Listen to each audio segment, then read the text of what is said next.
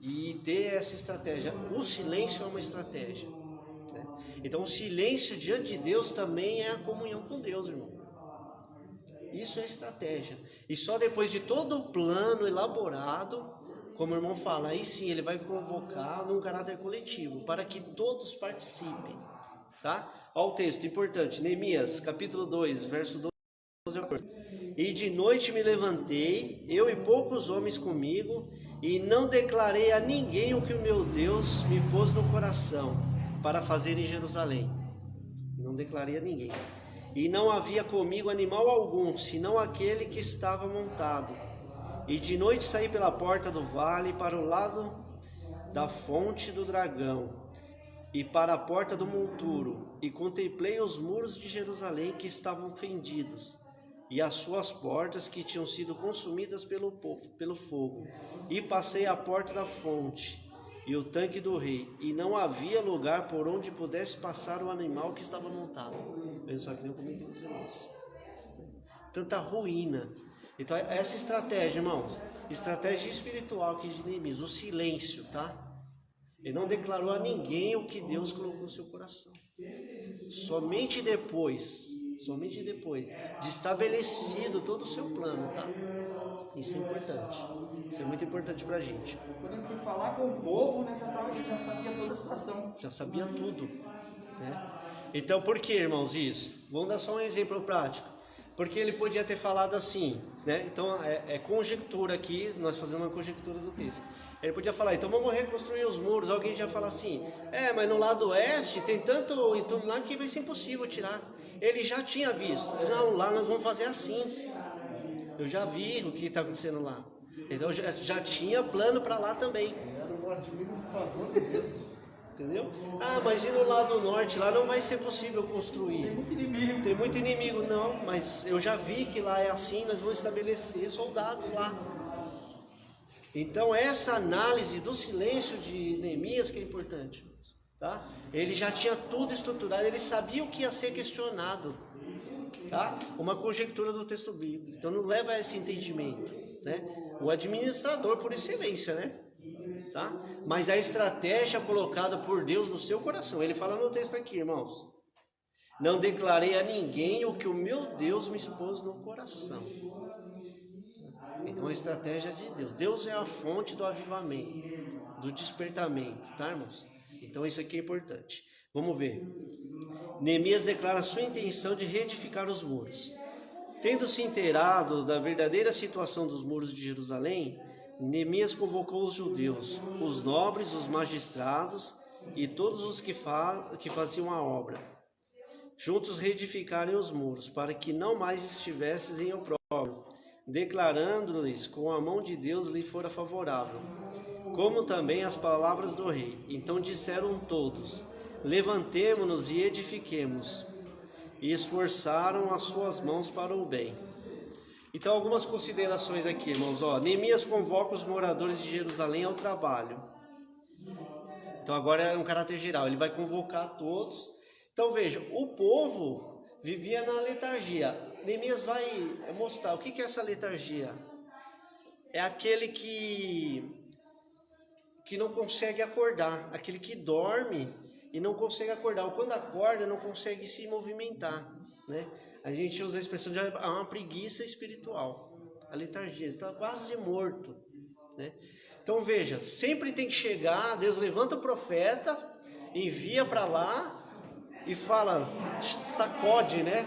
Acorde, vocês precisam acordar, né? E quando acabou então ali o ministério dos profetas Ageu e Zacarias, vai passar 70 anos de letargia de novo. Neemias vai novamente puxar-lhes dessa letargia, falar, nós temos uma obra a fazer, vocês subiram da Babilônia para isso, né? E por que estamos dormindo, né? Então Neemias vai despertar o povo para isso aí, tá, irmãos? Isso é importante. O capítulo 8 então do livro vai falar a leitura de Esdras, novamente da lei. Então ali vai se convocar os sacerdotes, os levitas e iniciar a leitura da lei. Ali o povo todo se emociona na leitura, né? Então esse emocionar, então faz o povo relembrar das suas origens, né? E de quanto tempo estavam em miséria, sendo que tem um Deus todo-poderoso. Por quê, irmãos? Letargia espiritual. Né? Outro dia nós estamos conversando em casa, eu usei a expressão com os irmãos da assídia. Né? A assídia é a preguiça espiritual. Ela gera a preguiça do corpo. Então ela é mais perigosa. Né? A preguiça espiritual ela é tamanha que você não consegue movimentar, dobrar o seu joelho e fazer uma oração. É a preguiça. Não consigo orar. Né? Ela gera a preguiça do corpo. Então ela é pior, é mais perigosa. Essa é a letargia. Tá? Então o povo estava nessas condições. Então por isso emocionaram, relembraram das suas origens. Também restabeleceu o ânimo do povo e inicia o seu empreendimento. Irmãos, vai ser construída a muralha em 52 dias. As muralhas tinham 12 metros de altura. E outro, o texto vai falar, a gente vai ler aqui na lição, só adiantando um pouco. Com uma mão nas ferramentas e outra segurando armas para combater os inimigos. Vejam só, né? Se não é um fato sobrenatural de Deus aqui mesmo. Né? E esses muros eram largos também. Né? Largos, de 4 a 4,5 metros de largura, de pedras. Então, os que ficaram encarregados de levar os entulhos, precisava trocar. Eles cansavam sobremaneira, precisavam ficar trocando. Então, olha uma estratégia, outra estratégia aqui de Neemias. Cada um reconstruiu o muro de frente ou próximo à sua moradia. O acesso fica fácil. O acesso fica fácil, depois um ia encontrar o outro. Irmãos, e isso é difícil hoje, com a tecnologia, né? Então, hoje tem GPS, as obras, nós participamos das obras de engenharia, então eles marcam um ponto, um começa aqui, o outro começa no final, até encontrar no meio. Tem GPS que vai guiando, lá não tinha GPS não, irmão. Para o muro não chegar um na frente, outro atrás. Então foi tudo medido ali por Neemias, né? Tudo riscado. E era em volta da cidade toda. E a cidade não era tão pequena. Exatamente. Então vejam só, outra estratégia. Você faz até aqui. Exato. E eu chego até aqui. E os muros iriam se encontrar, irmãos. Não podia ficar fenda nenhuma. Não podia ficar fenda nenhuma. Veja, sobrenatural, né, irmãos? Realmente sobrenatural. Vamos lá. Neemias inicia o levantamento dos muros. Irmãos, eu estou lendo o texto da revista nesse trimestre, porque nem todos têm a revista como nas outras lições, né? Então a gente só fazia um resuminho e ia comentando. Mas agora é importante nós lermos, porque nem todos os irmãos têm a revista, que foi bem limitada a tiragem, né? Então é por isso que eu estou lendo aqui completo, tá? Neemias dividiu a tarefa da construção em partes, tendo cada parte uma porta, simultaneamente lado a lado. Haveria as pessoas encarregadas de levantar o muro ao longo de toda a sua extensão, muitas delas edificando o pedaço do muro que ficava em frente à sua própria casa. Havia também grupos encarregados de levar entulho e trazer material. O coração do povo se inclinou a trabalhar, e logo já era possível notar que os muros cresciam e as rupturas começavam a ser tapadas. Então veja aqui, nesta obra, nesse serviço sendo estabelecido, eles tiveram que enfrentar a zombaria dos povos. Por quê? Para desanimar. Vocês não vão conseguir, vocês estão loucos, vocês não vai dar certo, né? Ataques constantes. Então as zombarias foram vencidas pela oração, irmãos. A ameaça da força foi vencida pela oração. E o desânimo e o medo foram vencidos pela fé dos dirigentes piedosos e pelo seu incentivo. Então isso aqui está no texto da Bíblia de Estudo Pentecostal. É uma nota de rodapé. Então como foi vencido, tá, irmãos? A zombaria, o medo, né? Então um despertamento.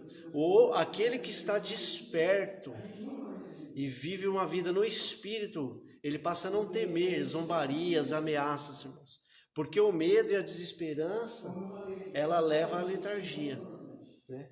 E esse é o intuito das trevas, levar o homem à letargia, Não busque entendimento ou as coisas espirituais concernentes a Deus.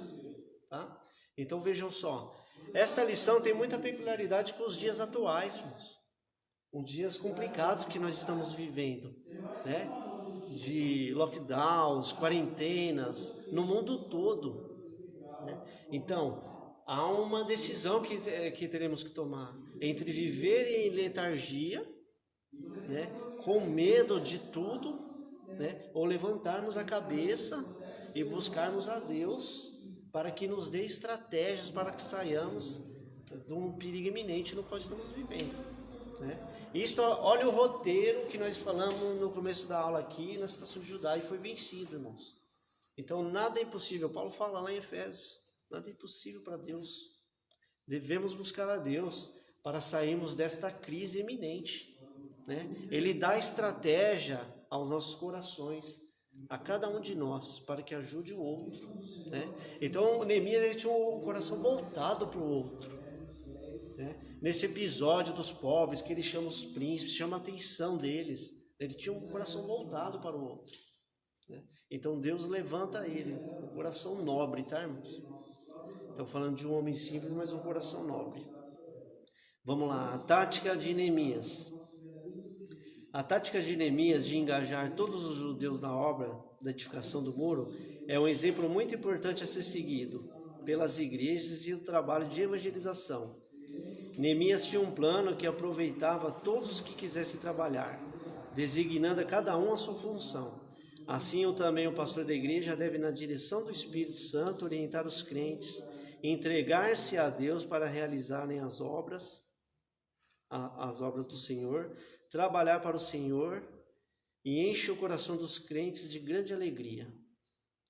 Então, o que faz a gente pensar aqui, irmãos? O que nos falta é o que faltava para o povo, é fazer o que tem que ser feito. Então você precisa fazer o que tem que ser feito. Você sabe o que tem que ser feito. O povo sabia, né? Mas o que interrompia, então, todo esse medo de uma iminente destruição. Neemias, então, os desperta a coragem na proteção de Deus, né? Veja o que Paulo fala, irmãos, em Romanos 12, 5 e 8, a respeito do serviço. Ele está falando do ministério cristão, né?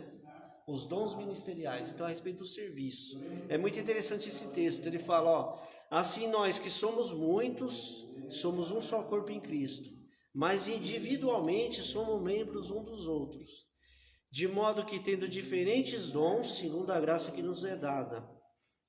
E aqui que eu queria chamar a atenção. Então ele fala, se é profecia, que seja segundo a medida da fé. Então, se os dons é profecia, então profetiza. Falar, se é ensino, ensine, né? Tudo com qualidade. E ele fala, se é ensino, haja dedicação ao ensino, ou que exorta, exorte, né? Então tem o dom de exortar, mas não exorta. Tem o dom de ensinar, mas não ensina. Então, o que falta, irmãos, é fazer o que deve ser feito, né? E fugir da letargia espiritual, da assídia. Ela derruba o homem, tá? Isso é muito importante. E bom, nosso tempo já está finalizando. Eu queria dar o salto para o último tópico. Esse contexto histórico a gente ainda vai aproveitar muito nas lições, porque eu gostaria de falar a respeito da salvação que a lição nos traz, tá? Então, só ler um texto bíblico aqui e fazer uma leitura para a gente fechar esse assunto. Então, no último tópico, ele vai dizer assim, deixa eu achar aqui. Ele vai falar, o muro da salvação é uma permanente linha divisória entre o reino de Deus e o reino deste mundo. Fronteiras deste mundo foram muitas vezes alteradas, porém a fronteira entre o reino da luz e o reino das trevas continua inalterada. Eu sou o Senhor no mundo. O reino de Deus e o reino deste mundo são inteiramente irreconciliáveis. Que comunhão tem a luz com as trevas? Porque, irmãos, o comentarista vai falar aqui de um muro, né, fazendo a analogia à salvação. Então, como diz um grande estudioso antigo, a igreja, ela é o refúgio, é uma cidade de refúgio no mundo totalmente em caos. Então a igreja, como cabeça o Cristo, ele é um muro que nos protege de todo o mal. Ora, por que isso, irmãos? Porque na terra, após a queda, foi fundado duas cidades. As duas cidades. Então nós falamos da cidade dos homens e a cidade de Deus. Uma cidade, então ela foi edificada por Caim, né? O primeiro fratricida, ele matou o seu irmão, tá? Vamos ver isso aqui, isso é importante pra gente. As duas cidades. Então, uma cidade foi fundada por Caim. Por quê, irmãos? Porque Caim era do maligno. 1 João 3:12. Não como Caim, que era do maligno e matou a seu irmão. E por que causa o matou? Porque as suas obras eram más e a de seus irmãos justas. E o texto de Gênesis 4:17. Então veja, aqui Caim, o homicida, ele começa então a fundar a cidade dos homens, tá? Uma cidade daqueles que negam a Deus, praticam iniquidade e injustiça diante de Deus. O texto diz: e conheceu Caim a sua mulher, e ela concebeu e deu à luz Enoque, e ele edificou uma cidade, e chamou o nome da cidade conforme o nome do seu filho Enoque. Então nas regiões de Nod, Caim vai fundar uma cidade, a cidade de Enoque, aquela cidade entre os iníquos que negariam a Deus, né? Mas havia a promessa do restabelecimento de uma cidade de Deus. E essa intuição espiritual que eu estou falando já estava no coração de Abraão. E ele entendeu isso, irmãos. Ele entendeu que a terra que ele foi chamada, a despeito da terra de Canaã, uma terra física, mas ele sabia que era uma terra espiritual, né? Era uma nova terra, nova terra e novos céus, tá? Vamos ler o texto em Hebreus. Porque, irmãos, esta terra é aguardada pelos peregrinos. Quem são os peregrinos, irmãos? Aqueles que estão neste mundo, mas se refugiam entre os muros, tá? A igreja promove esses muros, protege-nos deste mundo, de toda a desordem que está ao redor. Então diz assim o texto, Hebreus 11, 9 e 10, e eu vou fechar a lição. Pela fé habitou na terra da promessa, como em terra alheia, morando em cabanas com Isaque e Jacó, herdeiro com eles da mesma promessa. Então eles moravam em cabanas, eles sabiam que eram peregrinos nesta terra, tá, irmãos? E vejam só então a intuição aqui de Abraão. Porque esperava a cidade que tem fundamentos, da qual o artífice e construtor é o próprio Deus. Amém, irmãos? Duas cidades foram estabelecidas, irmãos. A cidade dos homens, estabelecida por Caim, que era do maligno, e uma cidade que é aguardado por aqueles que confiam em Deus, né? Uma cidade que será promovida no novo céu e na nova terra, uma cidade cujo artífice é o próprio Deus. Então, pela intuição espiritual, esses caminham para esta terra. Enquanto isso, nos refugiamos entre os muros da igreja. Ela promove a salvação dos homens. Então eu fecho a aula de hoje com este comentário e que Deus continue abençoando os irmãos em nome